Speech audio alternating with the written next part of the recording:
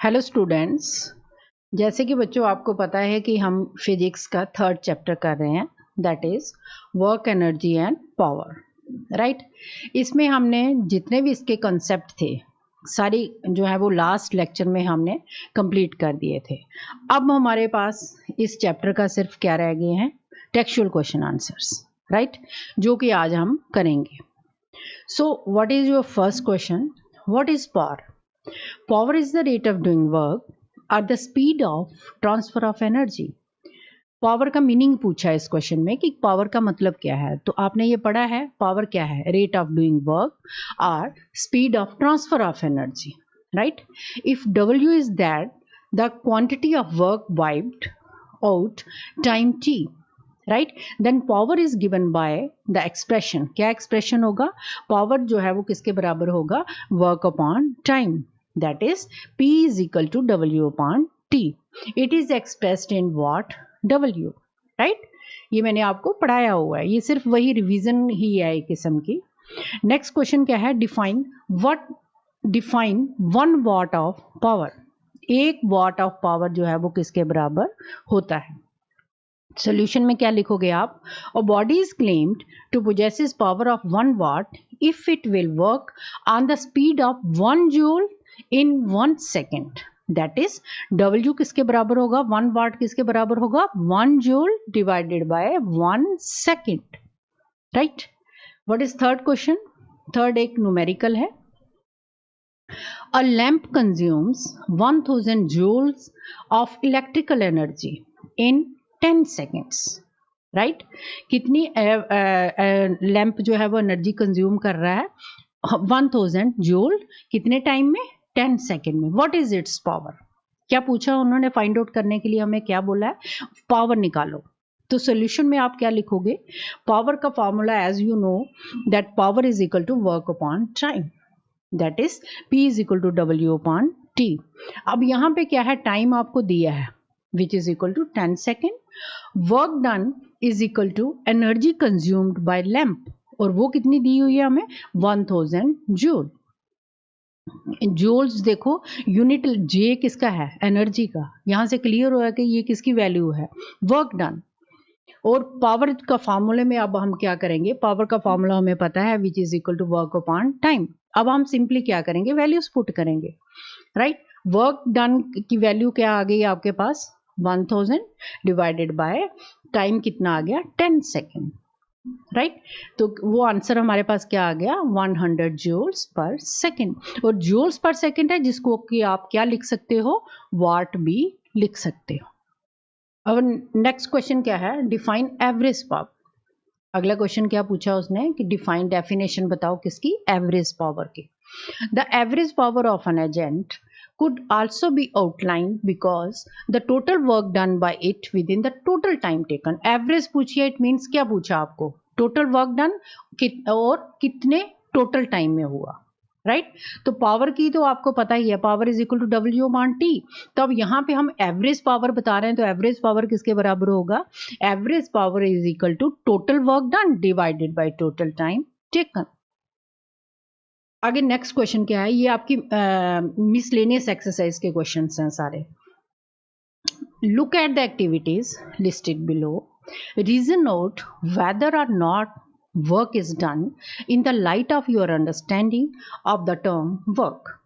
क्या क्वेश्चन पूछा उन्होंने कि आपने इसकी वर्क की डेफिनेशन को अंडरस्टैंड करना है। पहले माइंड में वो देखना है कि वर्क की डेफिनेशन क्या है, और उसी से रिलेटेड आपने ये जो एग्जांपल्स दिए हैं, कुछ एक्टिविटीज दी हैं उन्होंने, और उनका देखना है कि क्या किस एक्टिविटी में वर्क हो रहा है और किस एक्टिविटी में वर्क नहीं हो रहा है, राइट। तो इसके लिए आपको पता होना चाहिए कि वर्क के लिए क्या जरूरी है।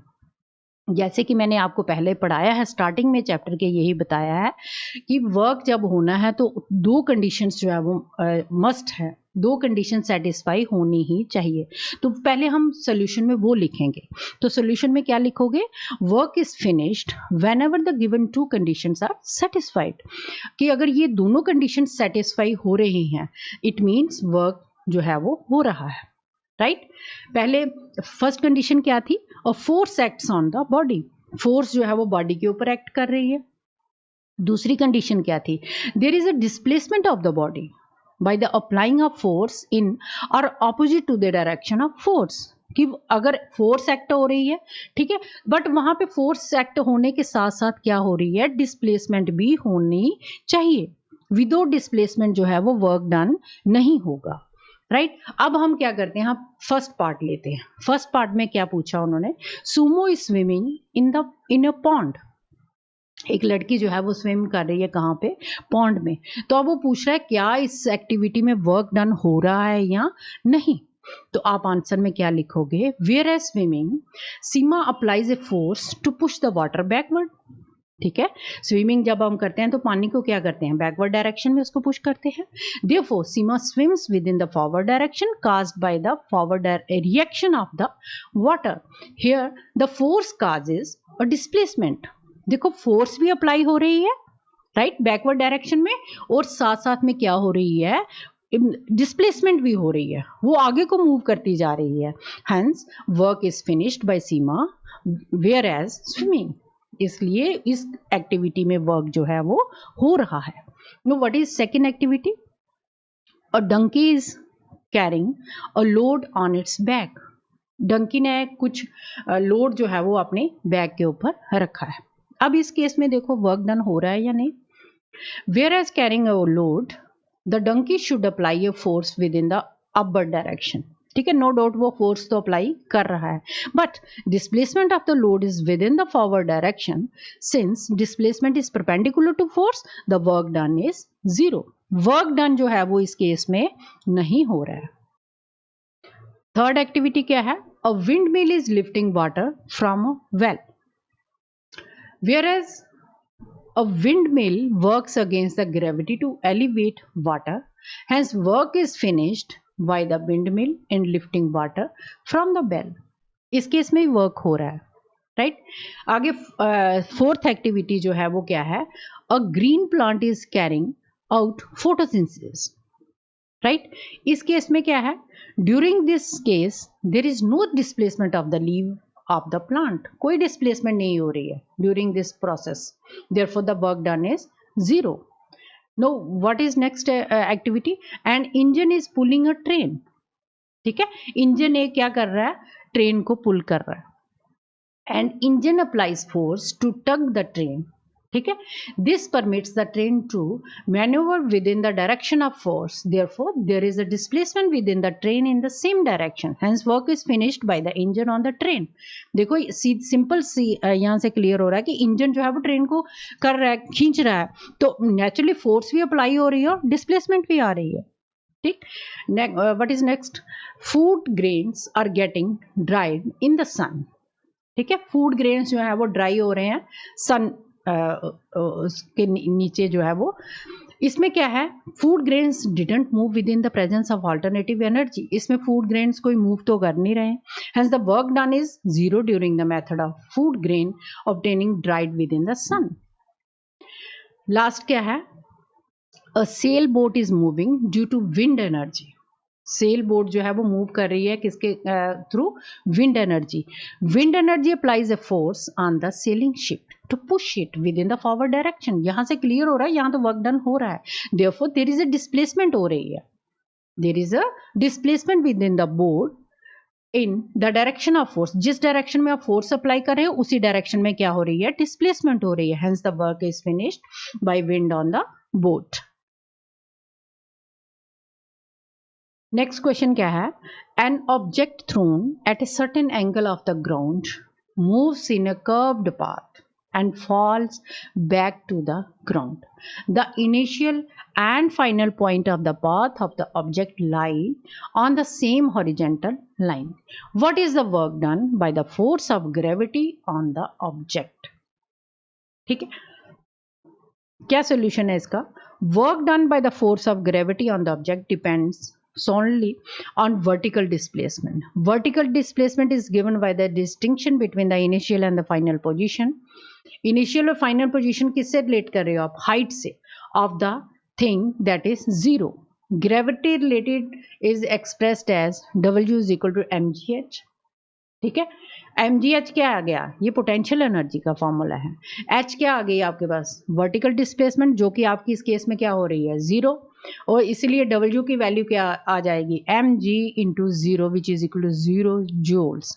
Consequently the work done on the given object by gravity is 0 joules. Now what is third question? Certain force acting on a 20 kg mass changes its velocity from 5 meter per second to 2 meter per second. Velocity change कहाँ से कहाँ तक हो रही है, 5 metre per second से लेके 2 metre per second. Calculate the work done by the force, ये एक न्यूमेरिकल है। अब हम इसमें कौन कौन सी वैल्यू जो है वो गिवन है वो देखते हैं। गिवन डाटा क्या है, इनिशियल वेलोसिटी u जो है वो कितनी दी है आपको, 5 मीटर पर सेकेंड, ठीक है। मास कितना दिया है, 20 kg। फाइनल वेलोसिटी v जो है वो change in velocity from 5 metre per second से लेके 2 मीटर पर सेकेंड तक आ रही है, तो इस it means final velocity v किसके बराबर होगी, 2 मीटर पर सेकेंड, ठीक है। All these are given values जो कि आपको न्यूमेरिकल में दी हैं। अब हम सब पहले क्या कैलकुलेट करेंगे, इनिशियल काइनेटिक एनर्जी, और फिर उसके बाद क्या करेंगे, फाइनल काइनेटिक एनर्जी, ठीक है। इनिशियल फाइनल काइनेटिक एनर्जी को हम क्या लिखेंगे, ई आई क्या इंडिकेट कर रही है, इनिशियल, और ई क्या है आपकी काइनेटिक एनर्जी, के ई भी लिख सकते हो आप, राइट।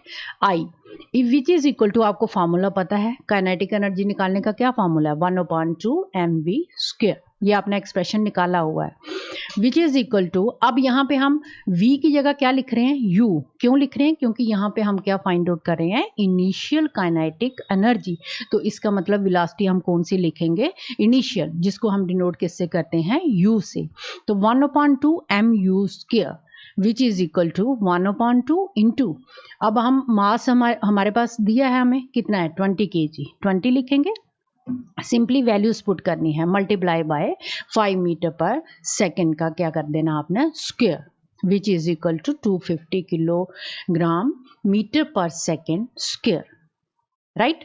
अब kilogram metre per second square के हमने क्या बना लिए हैं, न्यूटन मीटर, न्यूटन मीटर को किस में कन्वर्ट कर दिया, न्यूटन मीटर किसके बराबर होता है, जूल के बराबर, राइट। तो it means kinetic, initial kinetic energy की वैल्यू हमारे पास क्या आ गई, 250 जूल्स, राइट। इसी तरह से आपने किसकी वैल्यू निकालनी है, अब फाइनल काइनेटिक एनर्जी, अब हम ई ही लिखेंगे या के ई भी लिख सकते हो। अब आई की जगह हम क्या लिख रहे हैं, एफ क्या इंडिकेट कर रही है, final kinetic energy, which is equal to 1/2 mv², वहां पे u लिखा था, u किसको इंडिकेशन दे रहा है, वो इनिशियल वेलोसिटी, अब v क्या है, final velocity.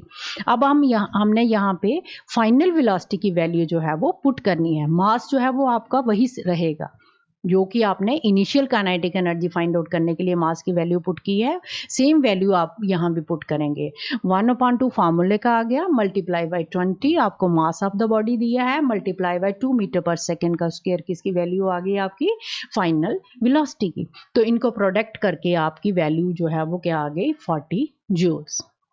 Therefore work done क्या है, change in kinetic energy, right.